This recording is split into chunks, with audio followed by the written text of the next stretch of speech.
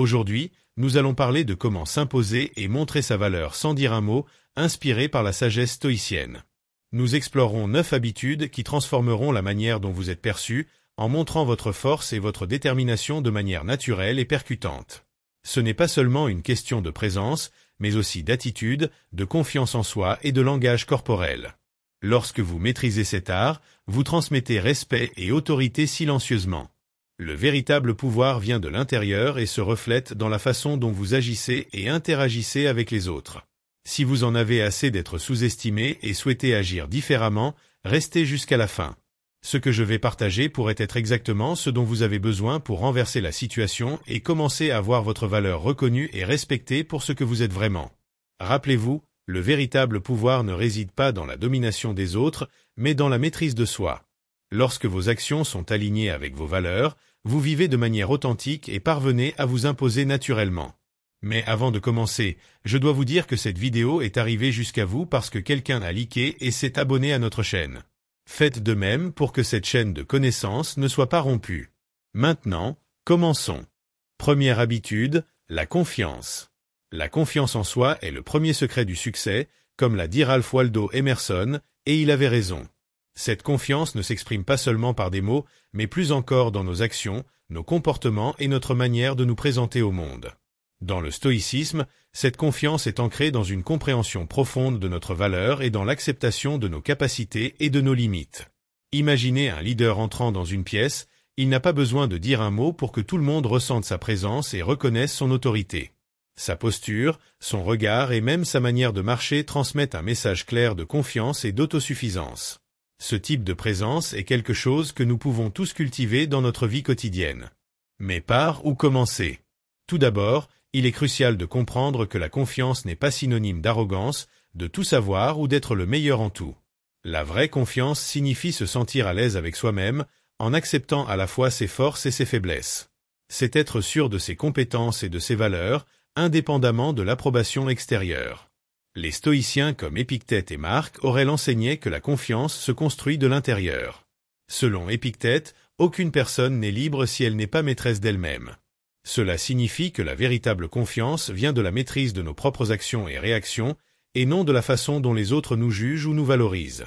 Deuxième habitude, la tranquillité. Imaginez que vous êtes dans une réunion de travail et qu'une discussion tendue commence. Tout le monde élève la voix en essayant d'imposer ses opinions.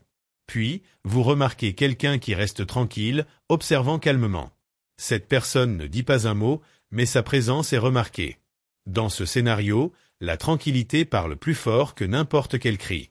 La tranquillité est comme un lac serein au milieu d'une tempête. Alors que tout autour est agité, la surface calme reflète la force et le contrôle de soi.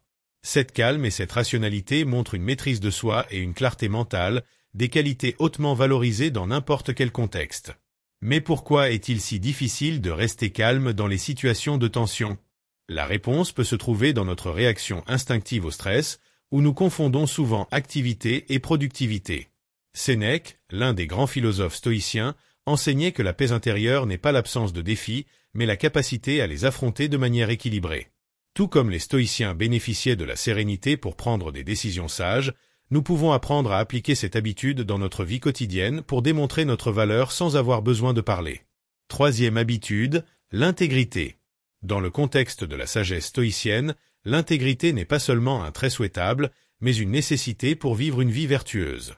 L'intégrité est la cohérence entre nos valeurs internes et nos actions externes, ce qui nous permet de démontrer notre valeur sans avoir besoin de paroles.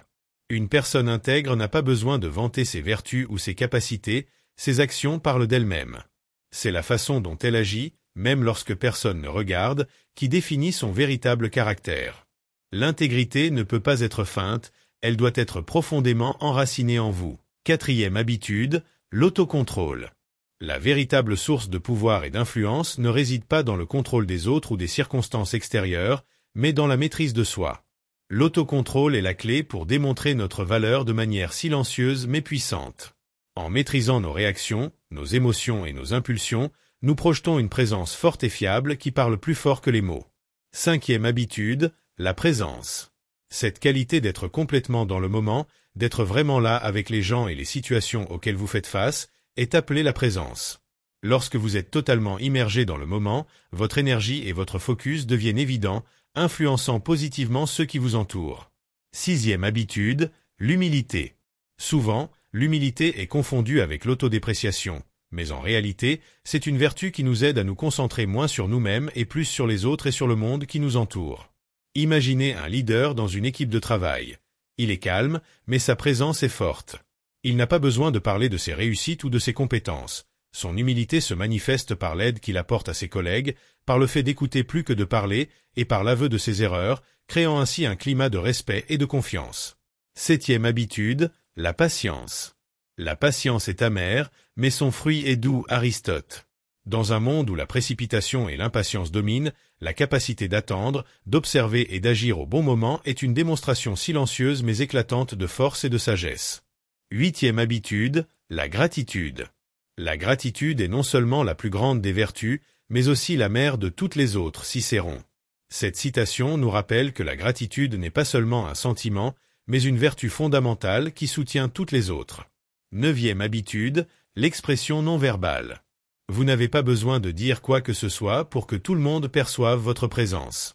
Une étude de la Harvard Business School montre que 55% de la communication est non verbale. La manière dont vous vous présentez, de votre posture à vos expressions faciales, a un impact significatif sur la façon dont les autres vous perçoivent. Commentez quelle de ces habitudes résonne le plus avec vous.